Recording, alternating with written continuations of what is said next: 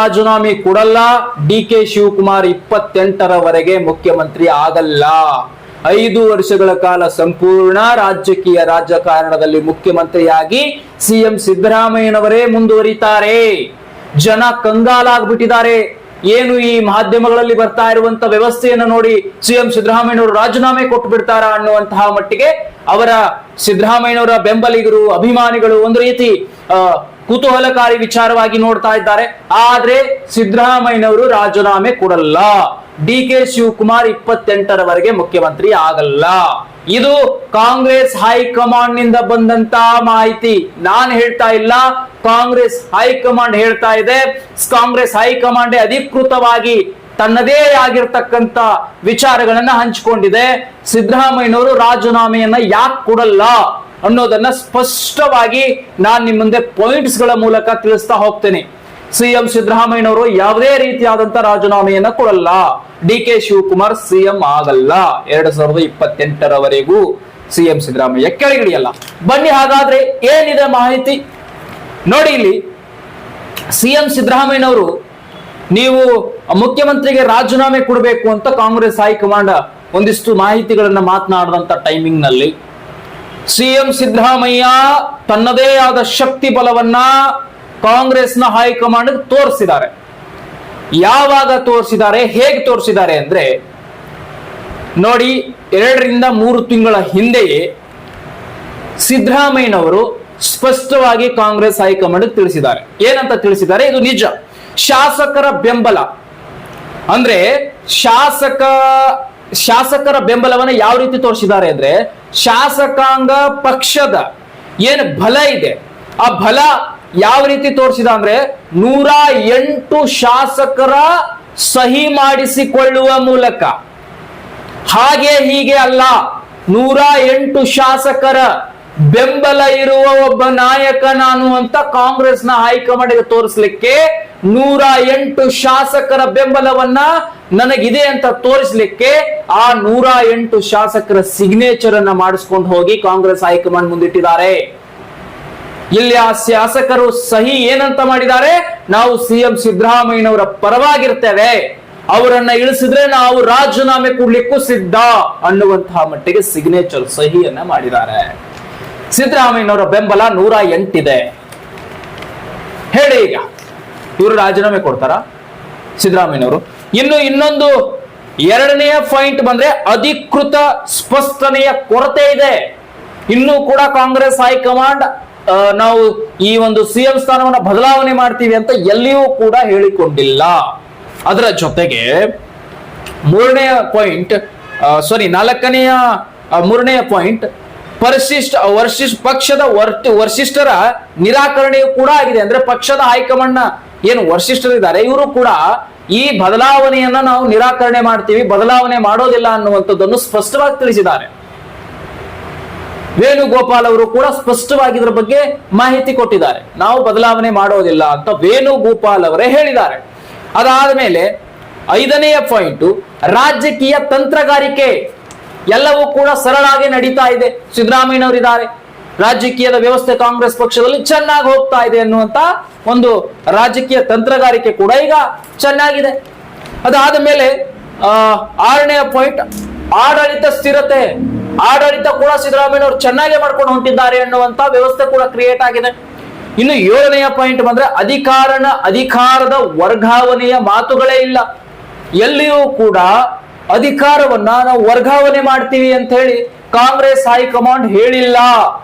ನೋಡಿ, ಸಿದ್ದರಾಮಯ್ಯನವರ ಬೆಂಬಲಿಗರು ಯಾವುದೇ ರೀತಿಯಾದಂತ ಆಂತರಿಕವಾಗಿ ಗೊಂದಲಕ್ಕೊಳಗಾಗುವ ಅವಶ್ಯಕತೆಯೇ ಇಲ್ಲ. ಸಿದ್ದರಾಮಯ್ಯನವರು ರಾಜೀನಾಮೆ ಕೊಡೋದಿಲ್ಲ.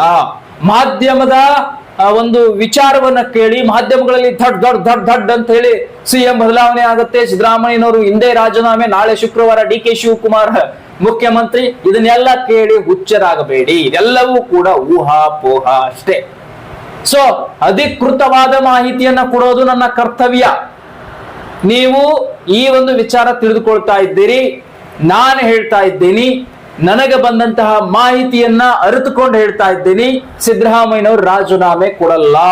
ಡಿ.ಕೆ. ಶಿವಕುಮಾರ್ 2028 ತನಕ ತಲೆ ಕೆಳಗ್ ಮಾಡಿ ಕಾಲ್ ಮೇಲ್ ಮಾಡಿ ನಿಂತ್ಕೊಂಡ್ರು ಮುಖ್ಯಮಂತ್ರಿ ಆಗಲ್ಲ.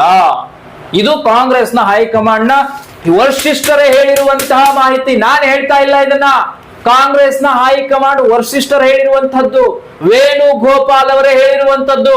ಯಾವುದೇ ರೀತಿಯಾದಂತಹ ಬದಲಾವಣೆ ಮಾಡಲ್ಲ 28ರವರೆಗೂ ಅಂತ. ಈಗ ಬದಲಾವಣೆ ಆಗ್ತದೆ ಅನ್ನುವಂಥದ್ದು ಕೇವಲ ಡೆಲ್ಲಿಗೆ ಹೋಗಿ, ಸಿದ್ದರಾಮಯ್ಯ ಅವರು ಡೆಲ್ಲಿಗೆ ಹೋಗಿದ್ದಾರೆ, ಕಾಂಗ್ರೆಸ್ನ ಒಂದಿಷ್ಟು ವಿಚಾರಗಳಿದೆ, ಅದನ್ನ ಮಾತನಾಡ್ಲಿಕ್ಕೆ ಹೋಗಿದ್ದಾರೆ. ಈಗ ಅದನ್ನೇ ತೆಗೆದುಕೊಂಡು ಮಾಧ್ಯಮಗಳು ರಾಜೀನಾಮೆ ಕೊಟ್ಬಿಡ್ತಾರೆ ಡಿ.ಕೆ. ಶಿವಕುಮಾರ್ ಶುಕ್ರವಾರ ಪ್ರಮಾಣ ವಚನ ಅಂತೆಲ್ಲ ಮಾತಾಡ್ತಾ ಇದ್ದಾರೆ.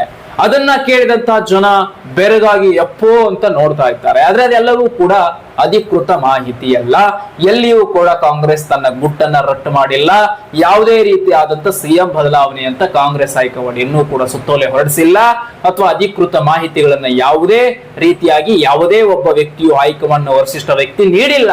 ಸೊ ಹೀಗಿರ್ಬೇಕಾದ್ರೆ ಇದು ಸಿದ್ದರಾಮಯ್ಯನವರು ರಾಜೀನಾಮೆ ಕೊಟ್ಟು ಬಿಡ್ತಾರೆ ಎನ್ನುವಂಥದ್ದು ಶುದ್ಧ ಊಹಾಪೋಹ ಆಗಿದೆ. ಇನ್ನೊಂದು ವಿಚಾರಕ್ಕೆ ಬರ್ತೀನಿ. ಡಿ.ಕೆ. ಶಿವಕುಮಾರ್ಗೆ ಅಷ್ಟು ಶಾಸಕರ ಬೆಂಬಲ ಇದೆ, ಇಷ್ಟು ಶಾಸಕರ ಬೆಂಬಲ ಇದೆ, 30-35 ಶಾಸಕರ ಬೆಂಬಲ ಇದೆ ಅಂತ ಎಲ್ಲ ಕೂಡ ಹೇಳ್ತಾ ಇದ್ವಿ, ನಾವು ಕೂಡ ಹೇಳಿದೀವಿ. ಆದ್ರೆ ಸಿದ್ದರಾಮಯ್ಯನವರ ಅಧಿಕೃತ ವಿಚಾರವನ್ನ ನಾವು ಈಗ ತೆಗೆದು ನೋಡಿದಾಗ ಸಿದ್ದರಾಮಯ್ಯನವರ ಬೆಂಬಲಕ್ಕೆ ಸಿಕ್ಕಂತಹ ಬೆಂಬಲ 108 ಶಾಸಕರ ಬೆಂಬಲ ನಿಜಕ್ಕೂ ಕೂಡ ಶ್ಲಾಘನೀಯ. ಸಿದ್ದರಾಮಯ್ಯನವರು ಅಷ್ಟೇ ಪವರ್ಫುಲ್ ಆಗಿ ಕಾಂಗ್ರೆಸ್ ಪಕ್ಷದಲ್ಲಿ ಲೀಡ್ ಅಲ್ಲಿದ್ದಾರೆ. ಹಾಗಾಗಿ ಬದಲಾವಣೆಯನ್ನ ಮಾಡ್ಲಿಕ್ಕೆ ಆಗೋದಿಲ್ಲ. ಬದಲಾವಣೆಯನ್ನ ಮಾಡಿದ್ರೆ ಕಾಂಗ್ರೆಸ್ ಉಳಿಯೋದಿಲ್ಲ, ರಾಜ್ಯದಲ್ಲಿ ಕಾಂಗ್ರೆಸ್ ದಿವಾಳಿಯಾಗಿ ಹೋಗುತ್ತೆ ಅನ್ನೋದು ಕಾಂಗ್ರೆಸ್ನ ಹೈಕಮಾಂಡ್ಗೂ ಗೊತ್ತಿದೆ. ಶುದ್ಧವಾಗಿ ವೇಣುಗೋಪಾಲ್ ಅವರೇ ಇದನ್ನ ಪ್ರಸ್ತಾಪ ಪಡಿಸಿದ್ದಾರೆ. ನಾವು ಸಿಎಂ ಬದಲಾವಣೆ ಮಾಡಲ್ಲ, ಸಿದ್ದರಾಮಯ್ಯನವ್ರನ್ನ ತೆಗೆದಾಕ್ಲಿಕ್ಕೆ ಸಾಧ್ಯ ಇಲ್ಲ ಅಂತ. ಸಿದ್ದರಾಮಯ್ಯನವರು ತಲೆಯನ್ನ ಓಡಿಸಿ ಇದು ಮುಂಚೆ ಗೊತ್ತಾಗಿ ಸಿದ್ದರಾಮಯ್ಯನವರು 108 ಶಾಸಕರ ಬೆಂಬಲವನ್ನ ಇಟ್ಕೊಂಡು ಸಹಿ ಮಾಡಿಸ್ಕೊಂಡು ಅದನ್ನ ಪತ್ರ ತಗೊಂಡೋಗಿ ಕಾಂಗ್ರೆಸ್ ಹೈಕಮಾಂಡ್ ಮುಂದೆ ಇಟ್ಟಿದ್ದಾರೆ. ಇದು ನನ್ನ ಶಾಸಕರ ಬೆಂಬಲ ಅಂತ. ಕಾಂಗ್ರೆಸ್ ಹೈಕಮಾಂಡ್ ಸುಮ್ಮನೆ ಕುತ್ಕೊಂಡಿದ್ದಾರೆ. ಸಿದ್ದರಾಮಯ್ಯನವರ ತೆಗಿಯಕ್ಕಾಗಲ್ಲ, ಸಿಎಂ ಬದಲಾವಣೆ ಮಾಡಲ್ಲ. ಯಾರ್ಯಾರು ಹೇಳಿದ್ದಾರೆ ಸಿಎಂ ಬದಲಾವಣೆ ಆಗಲ್ಲ ಅಂತ? ಪಕ್ಷದ ವರಿಷ್ಠರು, ದೆಹಲಿಯ ನಾಯಕರು. ಅಂದ್ರೆ ನೋಡಿ, ವೇಣುಗೋಪಾಲ್ ಅವರು ಮತ್ತು ಮಲ್ಲಿಕಾರ್ಜುನ ಖರ್ಗೆ, ರಾಹುಲ್ ಗಾಂಧಿ, ಸೋನಿಯಾ ಗಾಂಧಿ ಮತ್ತು ಪಕ್ಷದಲ್ಲಿ ಇರ್ತಕ್ಕಂತಹ ಹೈಕಮಾಂಡ್ ನ ವರಿಷ್ಠರು ಕೂಡ ಸ್ಪಷ್ಟವಾಗಿ ಹೇಳಿದ್ದಾರೆ, ಸಿದ್ದರಾಮಯ್ಯನವರನ್ನ ಬದಲಾವಣೆ ಮಾಡಲ್ಲ, ನಾವು ರಾಜಕೀಯದಿಂದ ಅವರನ್ನ ತೆಗೆಯಲ್ಲ, ಅವ್ರನ್ನ ಮುಖ್ಯಮಂತ್ರಿ ಸ್ಥಾನದಿಂದ ಕೆಳಗಿಳಿಸಲ್ಲ ಅನ್ನುವಂಥದ್ದನ್ನ ಸ್ಪಷ್ಟವಾಗಿ ಸ್ಪಷ್ಟೀಕರಣ ಕೊಟ್ಟಿದ್ದಾರೆ. ನೀವು ಇನ್ನು ಮಾಧ್ಯಮಗಳನ್ನ ಗಮನಿಸಿದಂತಹ ನನ್ನ ಪ್ರಿಯ ವೀಕ್ಷಕರಿಗೆ ನಾನು ಹೇಳ್ತಾ ಇದ್ದೇನೆ, ನಿಜಕ್ಕೂ ಕೂಡ ಸಿಎಂ ಸಿದ್ದರಾಮಯ್ಯನವರು ಬದಲಾಗೋದಿಲ್ಲ ಅನ್ನುವಂಥದ್ದು ಬಹಳ ಸ್ಪಷ್ಟತೆ ಇದೆ. ಸಿದ್ದರಾಮಯ್ಯನವರೇ ಮುಂದುವರಿತಾರೆ. 2028ರವರೆಗೂ ರಾಜಕೀಯದಲ್ಲಿ ಅವರೇ ಸಿಎಂ ಆಗಿರ್ತಾರೆ. 5 ವರ್ಷಗಳ ಕಾಲ ನಾನೇ ಮುಖ್ಯಮಂತ್ರಿ ಅಂತ ಸಿದ್ದರಾಮಯ್ಯನವರು ಹೇಳಿದ ಮಾತನ್ನ ಮುಂದುವರಿಸಿಕೊಂಡು ಹೋಗ್ತಾರೆ. ಸಿಎಂ ಸಿದ್ದರಾಮಯ್ಯನವರೇ ಇರ್ತಾರೆ. ಇನ್ನು ಕಾಂಗ್ರೆಸ್ನ ಹೈಕಮಾಂಡ್ ನಲ್ಲಿ ಇನ್ನೊಂದು ವಿಚಾರ ಕೂಡ ಇದೆ. ಡಿ.ಕೆ. ಶಿವಕುಮಾರ್ ಮುಖ್ಯಮಂತ್ರಿ ಸ್ಥಾನದ ಮೇಲೆ ಕೂರುವಷ್ಟರಲ್ಲಿ ಏನ್ ಬೇಕಾದ್ರೂ ಆಗಬಹುದು. ಏನ್ ಬೇಕಾದ್ರೂ ಅಂದ್ರೆ ಏನೇನಾಗಬಹುದು? ಡಿ.ಕೆ. ಶಿವಕುಮಾರ್ ಅವರ ಮೇಲೆ ಸಾಕಷ್ಟು ಕೇಸ್ಗಳಿದೆ. ಅಂತಿಂತ ಕೇಸ್ ಅಲ್ಲ, ಭಾರಿ ದೊಡ್ಡ ಪ್ರೊಫೈಲ್ ಕೇಸ್ಗಳಿದೆ. ಮುಖ್ಯಮಂತ್ರಿ ಸ್ಥಾನಕ್ಕೆ ಕೂರ್ತಿದ್ದಂಗೆ ಆ ಕೇಸ್ಗಳು ಓಪನ್ ಆದ್ರೆ ನಿಜಕ್ಕೂ ಮತ್ತೆ ರಾಜೀನಾಮೆಯನ್ನ ಕೊಡಬೇಕಾಗತ್ತೆ ಡಿ.ಕೆ. ಶಿವಕುಮಾರ್. ಇದೆಲ್ಲವೂ ಕೂಡ ಕಾಂಗ್ರೆಸ್ನ ಹೈಕಮಾಂಡ್ಗೆ ಗೊತ್ತಿದೆ. ಹಾಗಾಗಿ ಅಷ್ಟೇ ಅಲ್ಲ, ಇನ್ನೊಂದು ಕೂಡ ಅಡಚಣೆ ಇದೆ. ಡಿ.ಕೆ. ಶಿವಕುಮಾರ್ ಒಕ್ಕಲಿಗ ನಾಯಕ, ಒಬ್ಬ ಗೌಡ.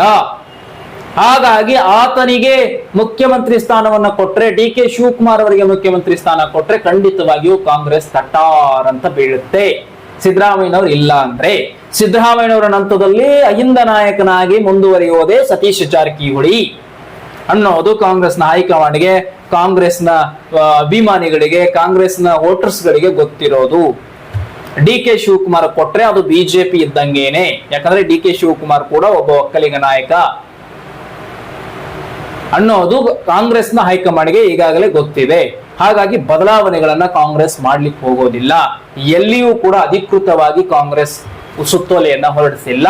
ಅದರ ಜೊತೆಗೆ ಬಹಳಷ್ಟು ಸ್ಪಷ್ಟವಾಗಿ ಈ ಚಿತ್ರಣ ಇದೆ, ನಿಮಗೆ ಪಾಯಿಂಟ್ಸ್ ಗಳ ಮೂಲಕ ನಾನು ತಿಳಿಸಿದ್ದೇನೆ.